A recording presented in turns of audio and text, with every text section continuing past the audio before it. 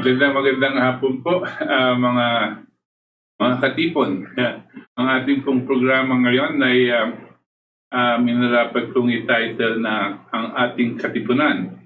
For those that are following us, alam nyo na every Sunday we have a program, ang ating Katipunan on in DZXL, that's 558 AM radio, 7 to 9 PM.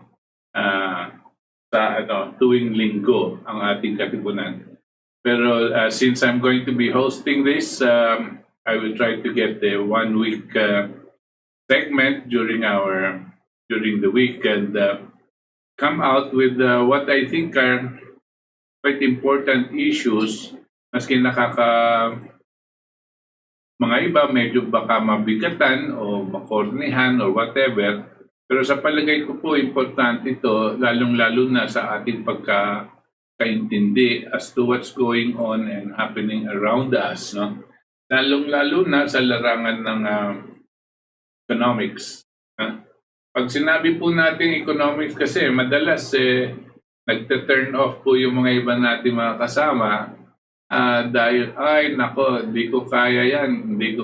Kung yung sarili nating presidente, agad-agad sinasabi na, pero papaubayan niya daw ang economic policy ng ating bansa sa mga eksperto. Nakakalungkot po pag naririnig ko yan na nanggagaling sa ating Pangulo dahil sa akin pong palagay ang economics hindi naman masyadong talagang mabigat intindihin. Sentido po man lang ang economics. I always used to say the best indicator of how your economy is faring is the hunger of the people. Kung gutom ang tao, masama ang ekonomiya. Kung busog ang tao, may sapat silang nakakain, may sapat silang pambili ng pagkain at mabuhay. Di po ba? No? So the best indicator is that not this hogwash called the GDP and so on and so forth. Ito mga statistical measurements po na itinutulak sa atin itong mga ekonomista na galing sa mga iba-ibang universities ay has no connection whatsoever with the quality of life of the people. Pwede kang mag-GDP ng 7%, ang magandang-maganda at pero kung ang buhay ng mamamayang Pilipino ay ganyan pa rin o pasama pa ng pasama, wala silang trabaho, no? Mahal ang bilihin, no? Namamatay sila sa gutom, nagkakasakit, wala silang pangpagamot, no? Parang pa yung 7% growth rate na yan o GDP. Itong palagi namin ipinupukpok sa ating mga so-called experts. Madalas kong nakakasabay kung minsan, ngayon ayaw na nilang sumabay kasi nagkakaroon kami ng debate at hindi nila masagot yung mga tinatanong ko. Kasi itong mga economic advisors po natin, ng presidente at alam niyo na kung sino itong mga ito, ayaw nilang pinag-uusapan ang quality of life of people. Ayaw nilang pinag-uusapan ang employment or ano yung presyo ng bilihin. Mas gusto nilang i-direct ang usapan ang statistics. Alam niyo po yung statistics kayang-kaya mong i-compute yan nandito ka lang sa kwarto mo, no? Tapos kaya mong i-areglo yung mga figura mo sa statistics. Tapos may papalabas mo na napakaganda ng performance. Pero kung titingin ka dun sa bintana, sa labas, may kita mo ang daming nagugutom. There is a disconnect. But why is this happening? But we've always said before, our economy and many economies for that matter, has shifted, especially in the early part of the 70s. Nag-shift po yung economies ng mundo, kasama na po tayo dyan, sa pag-emphasize ng speculation. Ano po yung speculation? Parang sugal, di ba po? Against the physical economy. Ano po yung physical economy? Infrastructure, factories, at kung ano-anong kakailanganin mo for growth. Meron pong panahon noon, ang mga ekonomiya, pag makakahiram po sila ng pera sa mga bangko at it takes 20 years up to 30 years to pay. Meron po dating mga home mortgages, so ihiram ka sa bangko pang tayo ng bahay mo, no? Bibigyan ka up to 20 years to pay, no? Maliit lang na down payment. Yung mga iba wala pang down payment. Yung mga pangangalakal mo, mga businesses, you can borrow up to 30 years to pay, and the banks are going to be allowed to do that. Bakit nung dati ngayon? Pero ngayon, hindi na po ganyan. Ngayon, malaki na yung 3 years to pay na mauutang mo.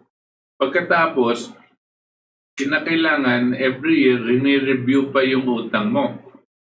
Kung pareho pa rin yung interest rate. Dati po, ang interest rate, pag sinabing 8% per annum o 6% per annum, 20 taon yan, 6% per annum. Hindi nag-fluctuate yan. Kasi po, tapos pagdating ng mga 72, nagpalit ng sistemang pananalapi, nag-fluctuate na po ang interest rate. Minsan mataas, minsan bababang konti, tapos biglang tataas, bababang konti. Palikot ang interest rate. Kung ikaw yung nagpapautang, hindi ka makapagpautang ng matagalan kasi hindi mo alam kung anong interest rate ang mapapahiram mo pagdating doon sa panahon. Kung ikaw naman, uutang ka, siyempre gusto mo magtayo ng factory, uutang ka ng malaki. Tsaka kung factory ang kailangan matagalan, no? Pag utang mo ng malaki, kakatakot kasi baka biglang tumataas ang interest rate, hindi mo na mapatakbo yung negosyo mo. This is what is happening. So dati, ang sistema natin ay fixed exchange rate at yung interest rate mo medyo matagalan. Pagkatapos yung 72, nag-iba yung ating patakaran.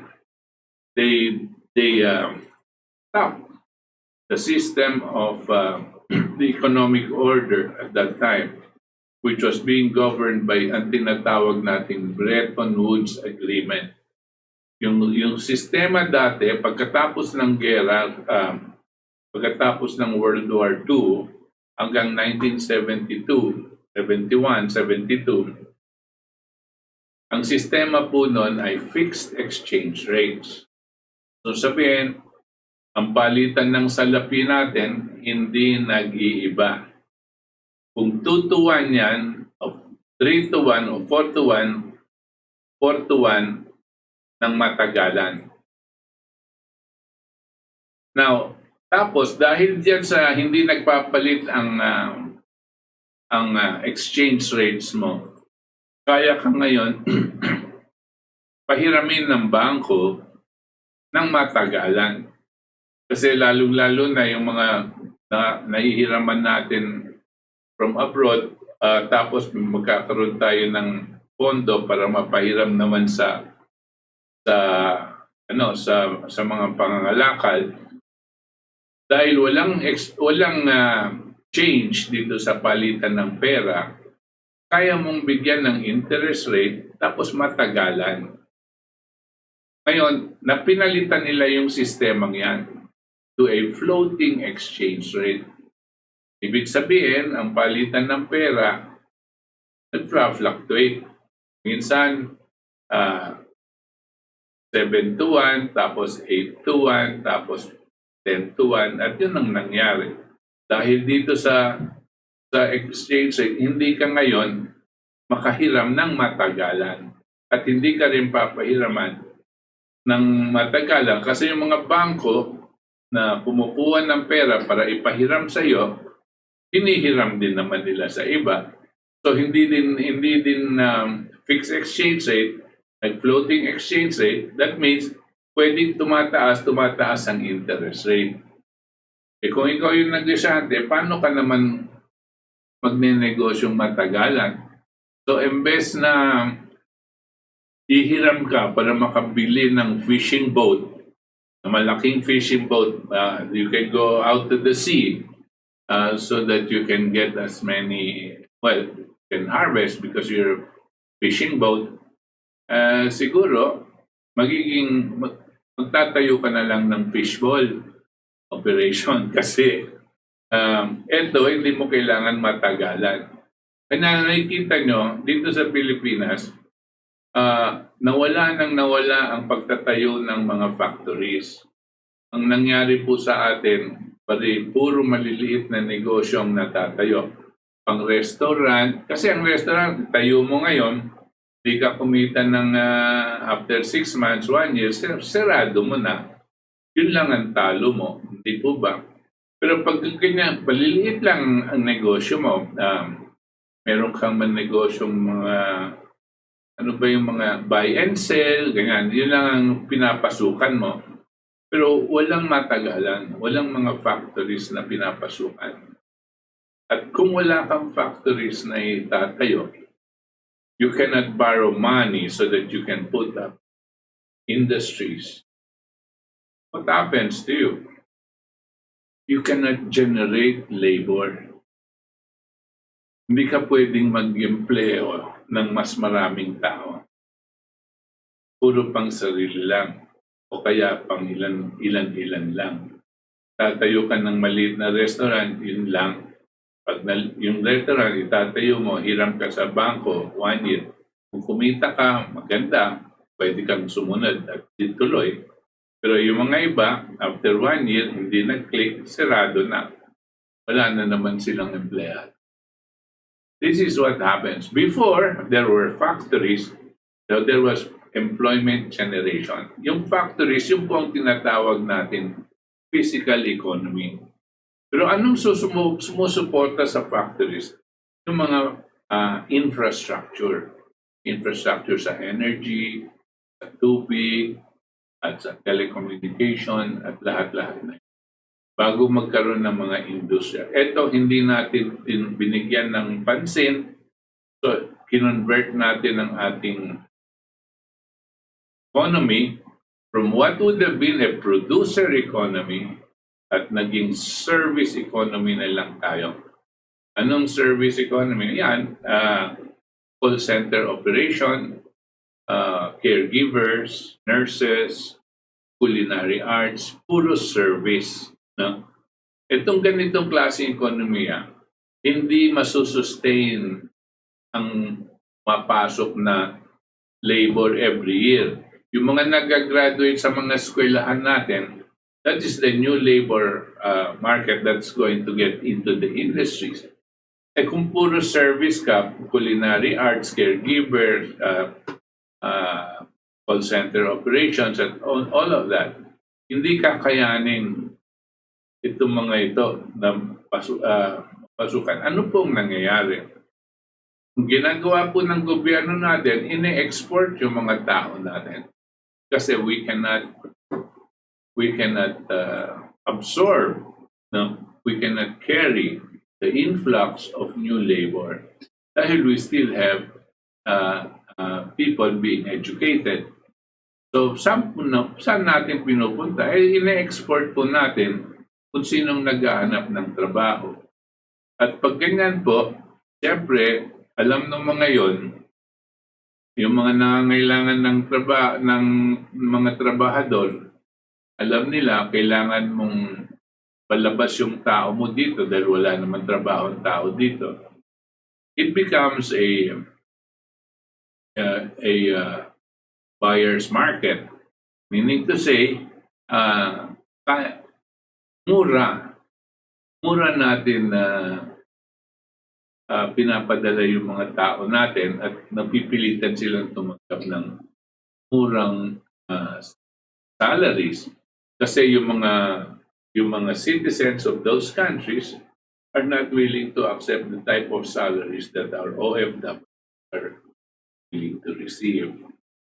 Ganyan po in gist ang nangyayari.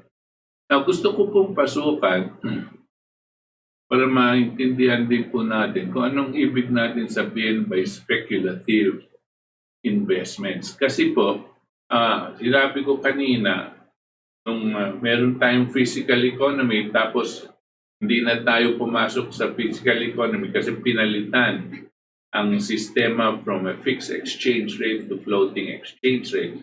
Pag nag-floating exchange rate ka, ang ibig sabihin, tinatayaan mo, isa doon sa ginagawa mo, tumataya ka sa currencies.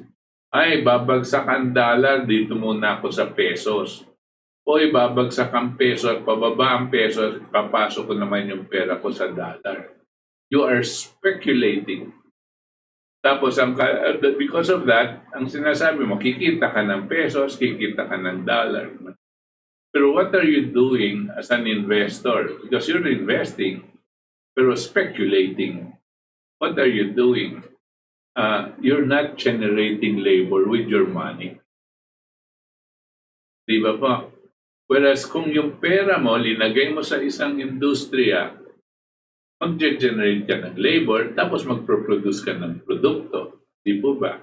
Pero pagpasok mo sa speculation, you're not generating labor. Para ka lang pumasok sa casino.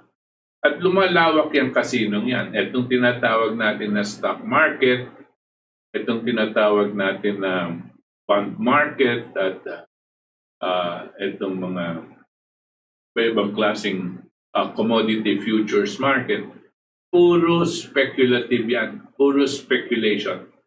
Pumasok ka sa casino, may kita mo, ano bang mga speculation? Blackjack, meron kang, ano ba yung iba? Yung Lucky Nine, ano yung isa?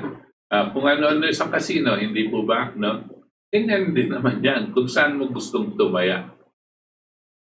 And this is what's happening, not just in the Philippines, but all over the world. And it has been very, very bad for the people. Again, not just for the Philippines, but for whole economies. That's why their economies are actually collapsing. Bakit po? Kasi they stop producing. The investable funds, yung kanilang kayang ipasok sa negosyo, hindi po pumapasok sa factories to generate labor for the economy to start producing goods. Their investable funds is going into speculation. Yung tinatawag na financial aggregates, yung tinatawag na mga securities, stocks, bonds, futures, ano-ano pang derivatives ang meron silang nagagawa. Tataya sila doon, tapos iiwan nilang sandali, tapos bebenta nila, may kita na. Tapos tataya ulit sila doon. Wala pong pinagkaiba sa isang casino ang naging ekonomiya ng malawakan portion ng mundo. Sa Amerika po, ganyan sa buong Europa, ganyan din. At dito na rin sa Pilipinas, ganyan din ang kasi patahan tayo. Ang hindi pumasok sa ganyan ay ang mga ekonomiya ng China at ng India, hindi gaano ganyan pumasok sa speculation. At ang ginawa nila, kasi they were fairly closed economy, Hindi sila sumali dito sa floating exchange rate. Basta mawa sila ng mga industriya, unang-una para pakainin muna kanilang kanilang mga citizenry. Pagkatapos, ginawa kasi at that time, mura ang kanilang labor, nakakuha na silang mga teknolohiya, nagpa-under na sila ng mga factories nila. Nagpasok na silang investment sa energy, nagkaroon ng factory. Nung kaya na nilang mag-produce ng goods that were competitive, they started trying to export. Nung unang beses, ang nakikita natin, made in China yan, bulok, madaling masira, pero mura naman. Pero pagkatapos, magaling na sila, nag-i-improve na yung productive capacity nila, hindi na mura, di ba po?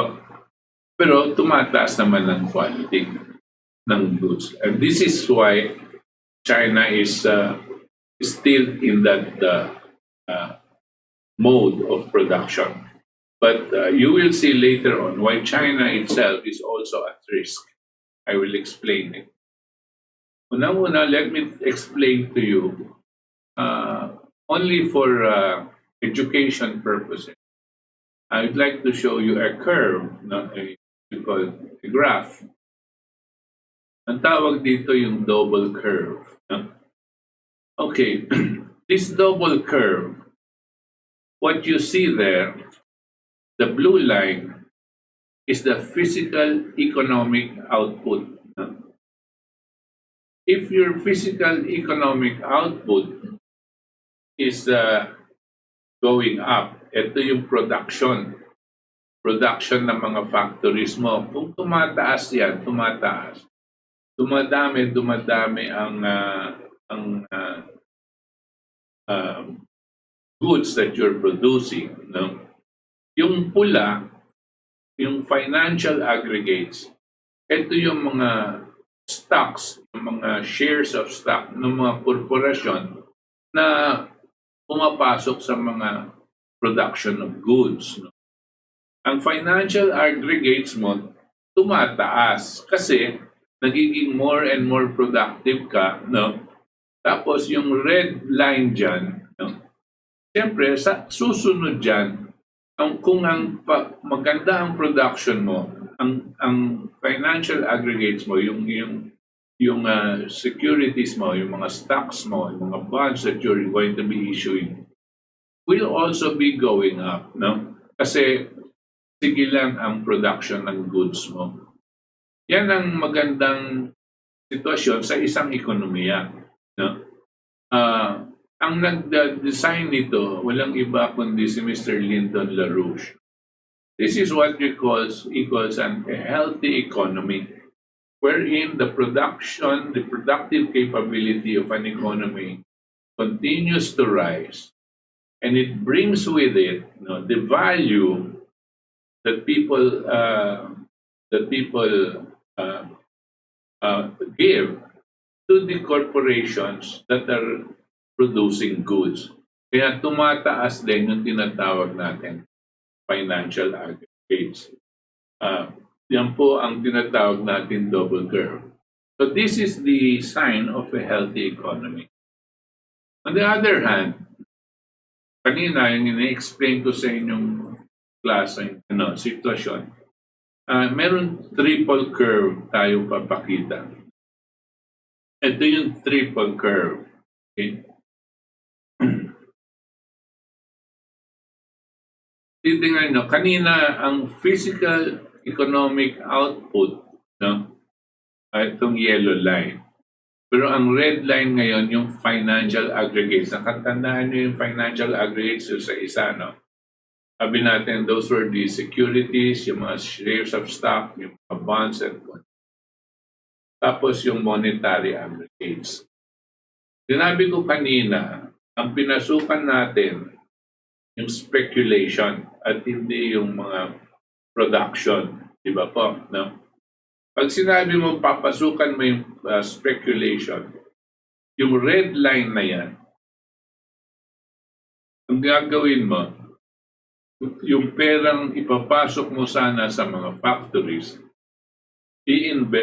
i-invest mo na lang sa mga shares of stock, bonds, mga derivatives at mga kung ano-ano, minsan index lang, stock market index, para isugal. Ang ginagawa nila para may pumasok na sugal na perang pangsugal dyan. Yung monetary aggregates, nakita nyo ngayon yung nasa gitna, yung green, yan yung monetary aggregate. Ito yung pera na ine-emprenta. No? Ginagawa nilang napakamura ang interest ng perang ine-emprenta. Pag utang mo sa bangko, pwede kang umutang ng, ngayon umaabot na ng 1%, sa Japan 0% pa nga. Uutang ka, biro mo 0%. Bakit nila ginagawa yan?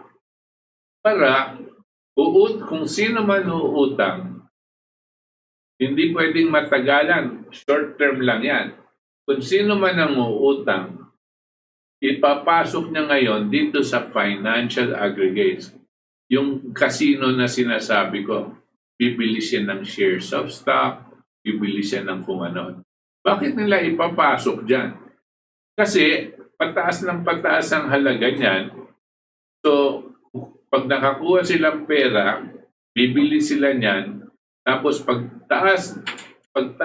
pagdating ng 1 week, minsan 1 day, tumaas, bebenta agad nila, kumita na sila. Kung kumita na sila, masaya na sila. Pero anong ginagawa nun? Pakita ulit ng triple curve. Masaya na sila, kikita sila, dahil nakita niyo yung red line, paakyat ng paakyat. Gusto sabihin, pasok ng pasok ang pera ng mga investor dyan. Paakyat ng paakyat.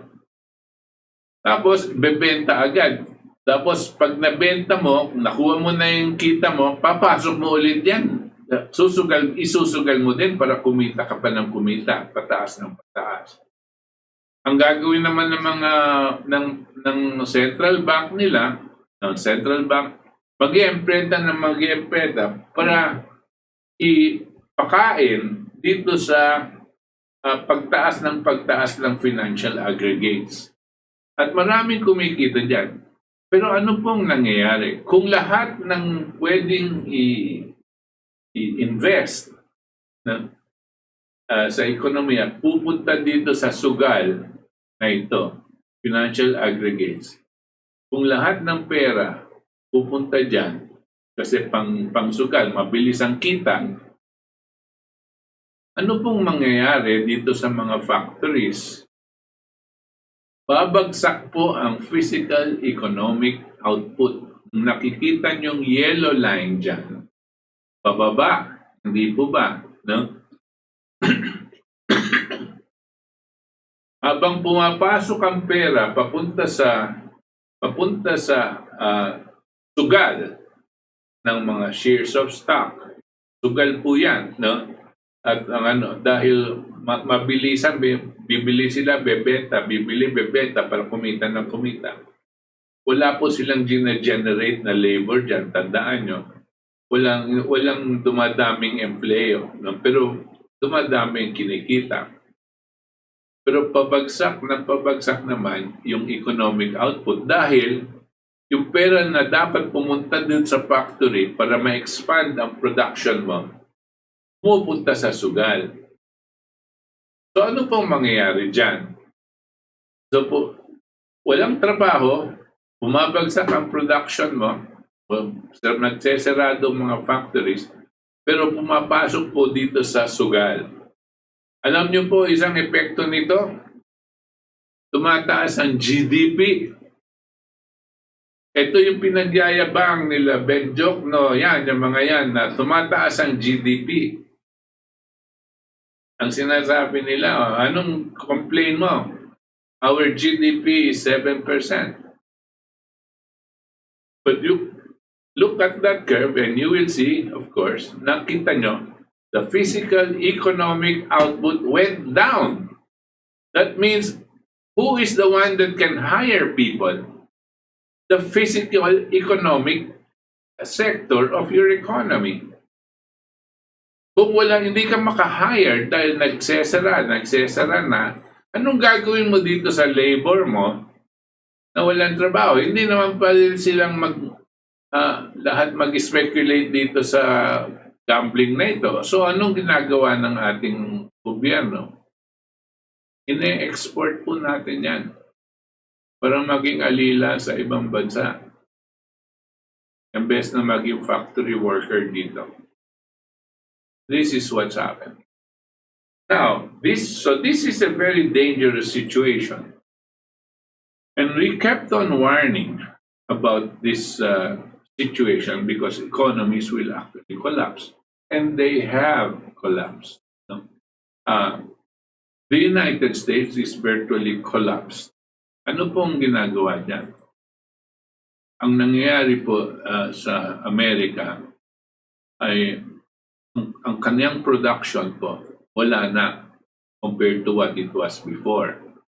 What are they doing? They're making other countries produce for them, like the Philippines and China producing for them, India and other smaller countries, even South America producing for them. Now, what do we mean? It's called, their idea was globalization.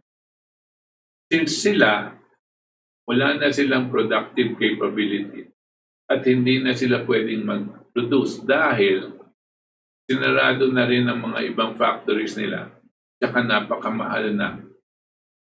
Ang ginawa nila, ibang countries ang mag-produce. Muna, paano yon? Masyado naman, baka hindi kakayanin bayaran ng Amerika ang mga ipoproduce ng Pilipinas. Diba? Pag lahat ng product, di uunlad ng Pilipinas at tayo lang ang tigabili ng kanilang mga, tayo lang ang tigabili ng produkto nila. Hindi, sabi ng mga bankero. Kasi meron tayong floating exchange rate. Ano po yon? Ang gagawin natin, ibababa natin yung halaga ng pera nila compared to the US dollar. Kung dati, 4 pesos to $1 sila, gagawin natin 8 pesos to $1. Ang ibig sabihin nun, naging mura sila. Naging mura ang Pilipinas sa atin. Anong bakit? Dati, kung ako yung may $1, pupunta ako sa Pilipinas, makakabili ako ng isang item. Ngayon, dahil 4 pesos to 1, etong item na ito ay 4 pesos na. Pag ginawa kong 8 pesos to 1, yung $1 ko, ang mabibili niya, 2 na. Hindi po ba? At pag ginawa kong 20 pesos to 1, o gagawin kong 16 pesos to 1, ang makukuha ko 4 na items na with my $1. Kung gagawin kong 60 pesos to 1, I can get dozens of the same product for the same $1. Ganyan po ang ginawa nila. Pero ang Pilipinas, maski na nakaka-export tayo, nakakagawa tayo ng trabaho para sa kanila, hindi tayo unlad. Bakit? Nag-devalue tayo ng nag-devalue versus the US. The same thing was happening to other countries like Africa, South America, especially. Yung India at China, di nila kinayanan na lokohin. Pero tayo, kaya nilang brasuhin. At ganyan ang ginagawa nila sa atin. Binabraso. So we, in effect, were supporting the US economy. So maski na pag nag-devalue ang US, bumagsak ang halaga ng $1. Do you think we will be better? No. Kasi we are inextricably linked to the dollar. Pag bagsak ng dollar, bagsak din tayo. This is the way these experts have been able to manage our, bringing us down to something maybe close to hell. And there's nothing to be celebrating about in as far as this 6%, 7% growth rate. Now, for as long as you have 10 million, 15 million OFWs abroad who were basically forced to go abroad because there was no work here, that is an indication of a failed economy. What we must do is create the conditions for our economy to be able to absorb them back here and even more. And it can be done. But before I go into that, let me show you the third triple curve, yung collapse function. Ito po ang tinatawag natin collapse function. And this is the situation right now with the whole of the United States and the whole of Europe. Nakikita niyo po yung financial aggregates, sige pa rin ng taas ng taas. Tapos yung monetary aggregates, tumawid na po sa pula. The green curve had already crossed the point of no return. Wherein, pwersado na sila ngayon mag-emprenta at nawawala na po ng halaga ang kanilang salapi at yung interest. Alam nyo po, pag nag-emprenta ka ng pera, utang yon utang. So yung interest niyan is already more than what the economy can produce. So you are in a bankrupt situation. Bangkarote po. Yung yellow line, nakikita nyo sa baba, continues to drop. Kanya yung difference nyon, yung nag-cross yung green sa red, tsaka yung yellow line, is what you call the collapse function. Hindi ka na makabalik. This is what had happened to our economy. And right now, the world economy, because the world economy is US and Europe, and ang biggest markets, are already in that situation. Kaya nakikita nyo po, mga ekonomiya nila, nagsesarado, kanya meron pong mga Brexit, kanya meron pong bagsak na Cyprus, Greece, kanya po delikado ang France, kanya po delikado ang Italy, because it is being sustained artificially by paper. They have gone. The euro is in the same boat as the US dollar. The US dollar is not the United States of America. Neither is the euro. It is the currency that is being used by the international banking oligarchy, international financial oligarchy. Sila ang gumawa nito, ginamit nila yung dollar, no? At dahil dito, pati na yung Amerika nagko-collapse at yung mga ibang bansa. Pero yung mga bangko, sila yung kumita dito sa kalokohan na gito. Now, look at the situation. Kanina ina-explain ko na etong China was able to improve, get this economy moving, and started becoming a producer economy, right? And then, as soon as it could, and then binigyan sila ng opening sa world trade, no? nakabenta sila sa Amerika tsaka sa Europa, which brought up their economy in certain level that we now see is capable of doing many things. Ang problema dito, anong nangyayari? Ang bansang Amerika tsaka yung UK, ang United Kingdom po, yung mga British, kasi doon headquarters yung mga malalaking bangko nagpapahirap sa mundo. Sila ang may control sa buong mundo sa pananalapi. Sila ang may-ari ng 5-6 operation. Kaya kontrolado nila ang mga bansa. Kakontsaba nila dito ang bansang Amerika. At kasi ang kanilang playground, yung kanilang casino ay nasa Amerika, yung Wall Street.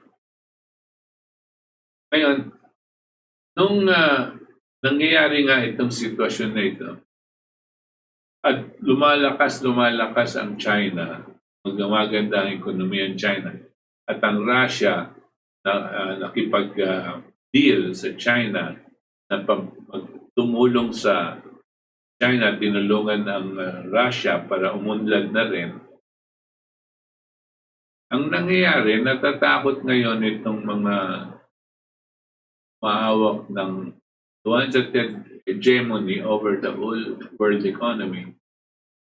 Natatakot nilang mawala sa control nila. Kaya gumagawa sila ng paraan para siraan yung China. Gumagawa sila ng paraan. Si Trump, nagkaroon siya ng big trade deals and trade war sa China. Pero alam ni Trump na pag sagiitan, matatalo ang Amerika. Pero not necessarily. Pero parang suicidal. Sasabihin niya kasi sa China, first of all, the biggest market of China is the United States. The second largest market of China is the whole of Europe. So sasabihin niya ng China, hindi na kami bibili ng goods sa iyo kung hindi ka papayag dito sa trade deals na gusto namin. Ang China naman, pag hindi nakabenta sa Amerika, babagsak din ang China. Yun ang alam ni Trump. Kung babagsak ako, babagsak ka rin. Ganyan din sa Europe. Sabi nila sa China, kung babagsak ako, Europe, papabagsakin ka rin na. That's why you can see now, right? Pero ang gusto ng Amerika, tsaka gusto ng British, na sila pa rin ang mangingibabaw. At ang China naman, hindi papayag na sila ang mangingibabaw.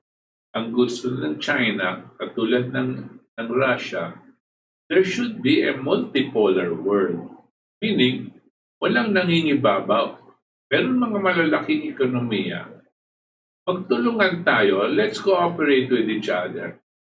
Pero you guys are not going to be our masters. Yan ang sinasabi ng China. At kung magpupumilit kayo, well, tingnan natin. So, itong mga iba naman sa Amerika, gustong gawin, o bago lumakas pa yung China, upakan na natin. Atakihin na natin. Ganyan sila Bolton. Ganyan mag-isip sila Bolton. Buti na lang si Trump, hindi ganyan mag-isip. Pero yung mga British, ganyan din mag-isip. That is why the world is in crisis. That is why we're afraid of world wars. Because this is where it's going to end if we do not correct it. Ang magandang nangyayari, inumpisahan ng China at So, sinamahan ng 130 countries all over the world, yung ideya na tinatawag na One Belt, One Road project, yung Belt and Road Initiative, ano po yun? Gumagawa sila ng infrastructure investment group, project na maggagawa ng mga daanan ng high-tech na tren, tsaka maglev, tsaka marami pa. Gagawa sila ng parang malapad na sinturon na sa buong mundo, paikot sa buong mundo, connecting all 7 continents by land, using trains that can go up to 400, 500 miles an hour, and magnetic levitation trains that can go up to 800, 1,000 miles, carrying cargo and people. This will improve commerce around the world, no? Kasi dadaanan sila. At yung mga bansa na sumasabing nagsusuporta sila, nakahanda silang magtayo ng kanilang mga kakailanganin para doon dadaan itong Belt and Road Initiative. At kung kakailanganin ng tulong, ang nakahandang mag-finance dito ay 2 malaking bangko. Yung isa is the AIIB, the Asian Infrastructure Investment Bank. Saka yung isa yung BRICS Bank, BRICS Bank. Itong mga malalaking bangkong to, nakahandang mag-finance, pagtatayo ng nuclear power plants. Kasi sa mga trend na yan, kakailanganin ng kuryente. Magpapatakbo dyan kuryente. So, lahat ng dadaanan ng bansa, siyempre, kailangan meron kang kuryenteng ibenta dito sa mga tren na dumadaan na yun. Madami yan. So, malaking bagay. So, you will be encouraged to put up nuclear power plants as your source of energy. And once you have nuclear power plants, there are other areas that you can develop in your economy. So, it's going to be, yun ang proposal na nanggagaling sa China, sa Russia, sa India, at sa Japan. At kasama na rin yung 130 countries, ang Pilipinas, buti, nakapirma dyan. Ang hindi pa pumipirma dyan, siyempre, ang Amerikano, saka yung British, saka yung ibang yung French, hindi pa sumusunod dyan. Pati yung Germany, ayaw pa nila. Ngayon, ang mas gusto nila, sirain itong project na ito. But you see, this is a project that is anti-war. But if these other groups prevail to destroy this project and sabotage it, then we will have war. Yan po ang aking konting explanation. Alam ko it might be a little serious na, pero I find to be important that some of our listeners and viewers are given this background. Meron pong comments lang na anong comments we will recognize, acknowledge, sir.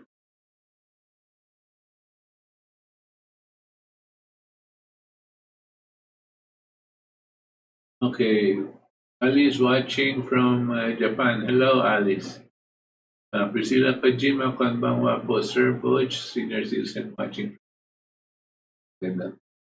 Gabi sa inyo. RJ Avellana, mabuhay ang KDP. Ryan Sally, good evening po, Prof. Butch, watching from California, USA. God bless. Thank you. Very video basip po dyan. Triple curve, mas madali pong may ang mahal na presyo ng bilihin. Bakit sabi ng matatanda, mamera lang noon, napakalaki ngayon. Ganyan, totoo yan, no? For us, nakita namin yung pera natin. No? Dati, meron pa kaming papel. 5 centavos na papel. Tapos naging coin. 25. 1 peso. Papel, tsaka coin.